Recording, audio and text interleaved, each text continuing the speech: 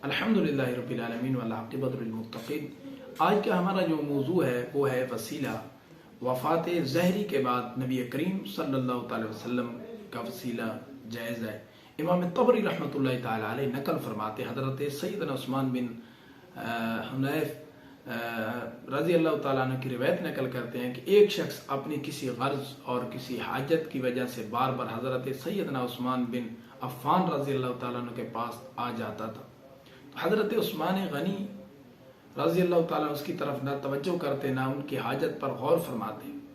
इसकी मुलाकात हज़रत उस्मान बिन हनीफ या हुनैफ रज़ी अल्लाह तआला से हुई तो उनसे बात की, शिकायत की तो हज़रत सैयदना उस्मान बिन हुनैफ ने फरमाया कि वज़ू की जगह जाकर वज़ू करें और 2 रकात मस्जिद में जाके नमाज पढ़ें और फिर उसके बाद नमाज पढ़ने के बाद कहें, आए अल्लाह मैं तुझसे दुआ करता हूँ और तेरे तरफ अपने प्यारे नबी मोहम्मद रहमत सल्लल्लाहु अलैहि वसल्लम के वसीला से मुतवज्जे होता हूँ।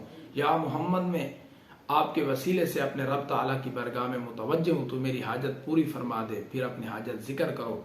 वो शख्स चला गया जिस तरह फरमाया और जो कुछ उससे कहा गया था उसने वही किया। उसके बाद जब हज़रत सैयदना उस्मान बिन अफ़्फ़ान के दरबार में आया तो दरबार आकर हाथ पकड़ा और हज़रत सैयदना उस्मान के पास पहुंचा तो हज़रत सैयदना उस्मान ने इसे अपनी मसनद पर बिठाया और फरमाया, हाजत का तुम्हारी क्या हाजत है।